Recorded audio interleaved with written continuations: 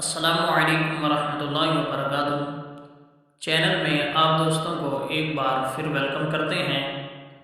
تو آج ہم نماز کے شرائط اور فرائض پڑھیں گے، جن کی تعداد 13 ہے، جن میں سے 6 شرائط ہیں اور 7 فرائض ہیں۔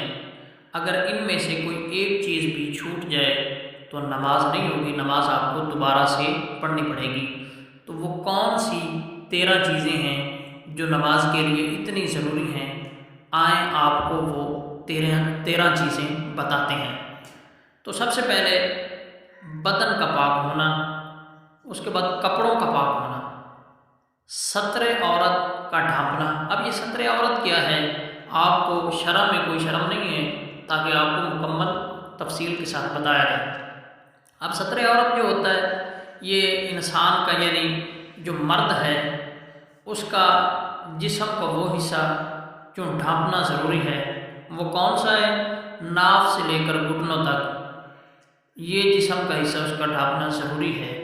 اور عورت کے لیے کیا ہے؟ ستر یعنی ہاتھ، منہ اور چہرے کے علاوہ، ہاتھ، منہ اور پاؤں کے علاوہ، یعنی ہاتھ، چہرہ اور پاؤں کے علاوہ پورے جسم کو ڈھانپنا یہ عورت کے لیے ضروری ہے۔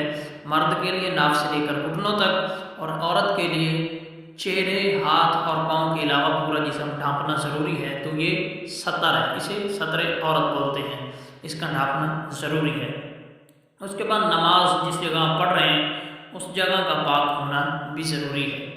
نماز کی جگہ کا پاک ہونا، نماز کا صحیح وقت ہونا۔ مثال کے طور پہ ظہر کی نماز کا وقت ہے تو آپ عصر نہیں پڑھ سکتے، جیسے مثال کے طور پہ لوگ ظہرین اور مغربین پڑھتے ہیں۔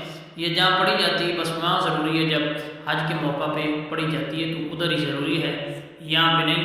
یعنی نماز کا صحیح وقت ہونا، وقت پر نماز پڑھنا، ٹھیک ہے۔ اس کے بعد قبلہ کی طرف رخ کرنا، یعنی قبلہ کی طرف منہ کر کے نماز پڑھنا، یہ بھی ضروری ہے۔ اس کے بعد نماز کی نیت کرنا، تکبیر تحریمہ۔ اب یہ تکبیر تحریمہ کیا ہے؟ تکبیر تحریمہ یعنی اللہ اکبر کہنا۔ اب یہ فرائض ہے، اللہ اکبر آپ اگر نہیں کہیں گے، ایسے ہی کانوں کو ہاتھ لگا لیں گے تو نماز نہیں ہوگی۔ اللہ اکبر کہہ کر آپ نے کانوں کو ہاتھ لگانا ہے، تو پھر جا کے ایک فرائض آپ کا پورا ہوگا۔ اس کے بعد قیام یعنی سیدھا کھڑا ہونا، قرات کرنا یعنی سورۃ فاتحہ کے ساتھ کوئی سورت ملانا، رکوع کرنا، سجدہ کرنا، آخری التحیات میں بیٹھنا۔ اگر 4 رکعت والی نماز ہے تو آخری التحیات میں بیٹھنا۔